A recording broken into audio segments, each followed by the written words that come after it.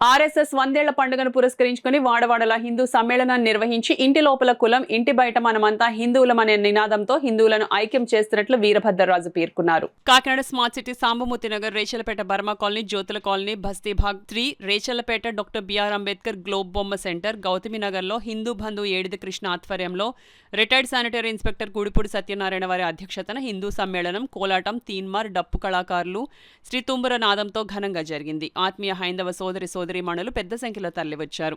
భారతదేశానికి ఆత్మ ప్రాణం హిందూ ధర్మం, హిందూ సంస్కృతి మరియు హిందూ సమాజం. అటువంటి హిందూ సమాజాన్ని చైతన్యవంతం చేసి సమైక్యపరిచి మన దేశాన్ని విశ్వగురుగా నిర్మాణం చేయాలనే లక్ష్యంతో రాష్ట్రీయ స్వయం సేవక్ సంఘం 1925లో ప్రారంభించబడింది.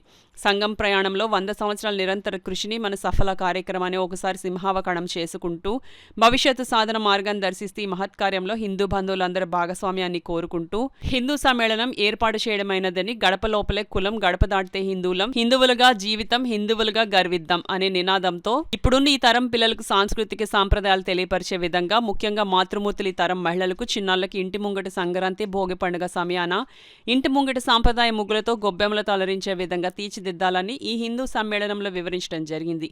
ఈ కార్యక్రమానికి విభాగ్ కార్యవాహ గెజిటెడ్ హెడ్ మాస్టర్ ముఖ్య వక్త వీరభద్రరాజు ముఖ్య అతిథిగాను, మాల మహానాడు నాయకులు ధనరాశి శ్యాంబాబు ప్రత్యేక అతిథిగాను, కాకినాడ సిటీ డప్పు కళాకారుల అధ్యక్షుడు నూర్కుర్తి వకీర్స్ విశిష్ట అతిథిగాను, రాష్ట్ర సేవిక్ సమితి విభాగ్ ప్రముఖ రేవతి తదితర హిందూ బంధువులందరూ పెద్ద సంఖ్యలో పాల్గొన్నారు.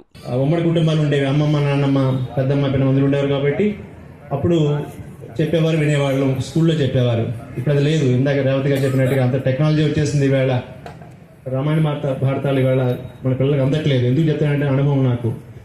స్కూల్లో పిల్లలకి 10th క్లాస్ పిల్లలకు కూడా మంచి బాగా చదివే పిల్లలను కూడా ఎప్పుడైనా సరదాగా నేను వెళ్ళినప్పుడు, క్లాస్కి వెళ్ళినప్పుడు, ఎప్పుడైనా టైం ఉన్నప్పుడు, అమ్మాయిలు మీకు రామాయణం తెలుసా అంటే ఎవరంటే తెలుసు మాస్టర్ అంటారు.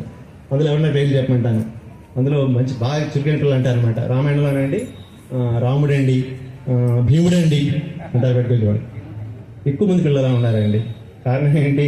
ఇంట్లో చెప్పడానికి అమ్మమ్మ ఎక్కడుంది, నాన్నమ్మ ఎక్కడ, తాతయ్య ఎక్కడ ఉన్నారు, లేరు కదా. అమ్మ ఉద్యోగం, నాన్న ఉద్యోగం, చిరకారు వేసిపోతారు. కాబట్టి పిల్లలు అయిపోయారు. ఇవాళ గుర్తుంచుకోండి, బీజము లేత వయసులో పడాలి. మొక్క ఏమంగనిది, నాణ్యమంగదు.